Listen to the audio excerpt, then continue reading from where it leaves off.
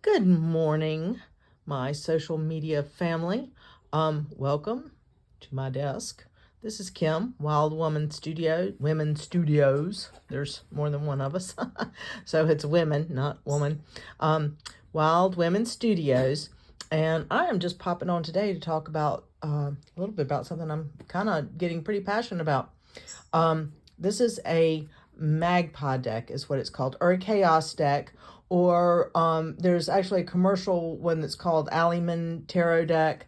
But what it is, it's a wonderful, wonderful conglomeration of a whole bunch of decks that are all put together. And my deck, I feel like, is pretty cohesive.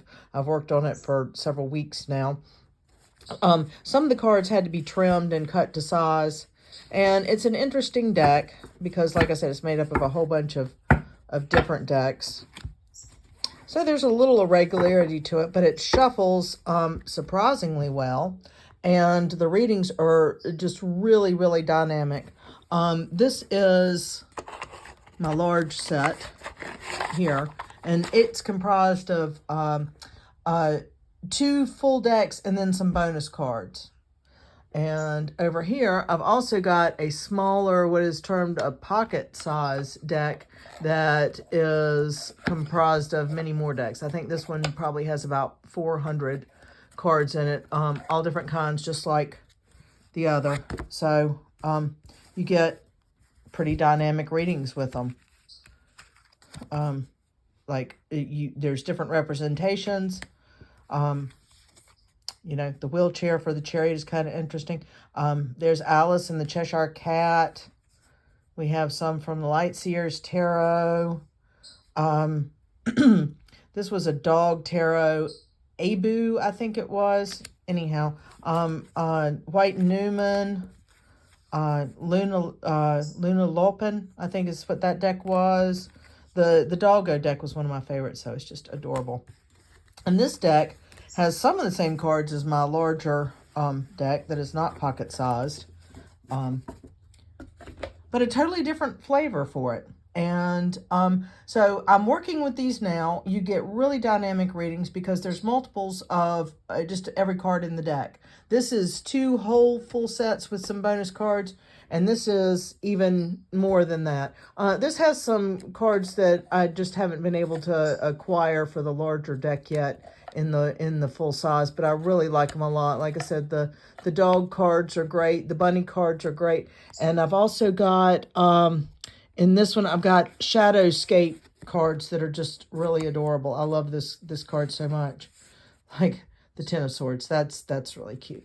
Okay, so I've got decks I'm working with now. I'm also, in the splitting up of all these decks, I'm going to be offering them to you, like, in a special little box and a bag and with crystals, and it'll just be like a smaller version of this deck with the option for add-on packs if you want. Now, as far as readings go, I've also got a new system for working with that as well, where instead of doing a Celtic cross or a Celtic compass or something like that, I'm pulling 12 cards and then dropping the house cards over it. So if you look at this, this is in the second house, which would be your assets. So if you pulled a card, here, I'll do a little demo since we're here. I'm just going to pull a card. That was just a random card that I just picked out, and turn it over. So the High Priestess, this is intuition and getting in touch with your higher self.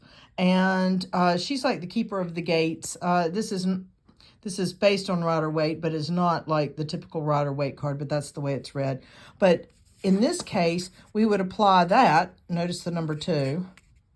And this has a number 2 on it too. That was just a coincidence. But it shows where this card would appear in your energetic reading for that now moment. So it would be the material world, possessions, finance, talent, values, worthiness, your wardrobe, luxuries, credit score, security, and aesthetics.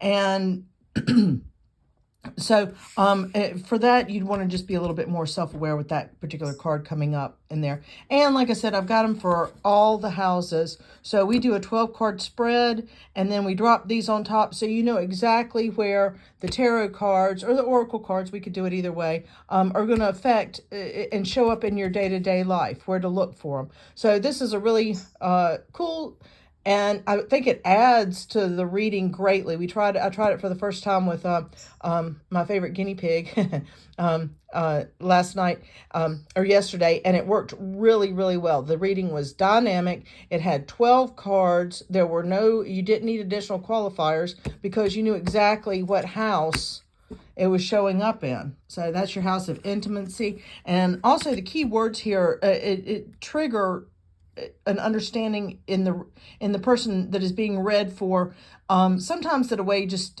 positioning will not. So I'm really excited about this, and I'm looking forward to giving readings with my fabulous new Magpie or Chaos decks. I have the full size one on that side, and this one has got some cards. They really have different kind of feels to them. This one's very animal heavy. There's some queer cards in here as well. I pulled a lot of decks for LGBTQIA representation.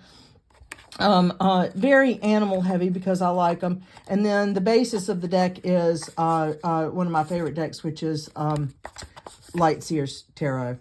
Isn't the moon card beautiful? So that's the basis for this deck. But then we also have other beautiful ones like... Look at the World. Isn't that just a lovely card? And these are some of the ones that I had to cut down to make work with this deck, but I liked the artwork and the images so much that I did so. So if you are interested in either a Magpie deck of your own, I will be releasing the mini ones, the pocket editions, and I will be releasing the full-size ones, and you could have the option of having one curated for you as I get going with this, because I'm collecting cards like crazy at this point. And so I can curate a deck for you as well. Beautiful. You know, we can pick the theme and kind of go with it.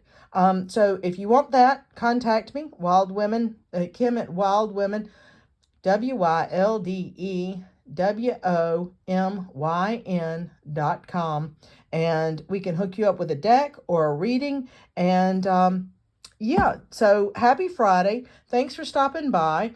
And I will leave you staring at these lovely images right here. Funny because the deck was shuffled and I just randomly pulled 3 major arcana cards. So the High Priestess is the bat, and the World is the bee. That's the completion of the cycle. That's like one of the best cards, and it's just beautiful. And then the Moon is a little bit more deep reflection. So if you're seeing this, and I'm going to take it as a cue myself, to trust my intuition more and to go a little deeper and to let things complete, let cycles complete and come to fruition, everything in good timing. And then the Moon is a little deep dive into the psyche, so better understanding of yourself. All right, have a great Friday. Thanks for stopping by.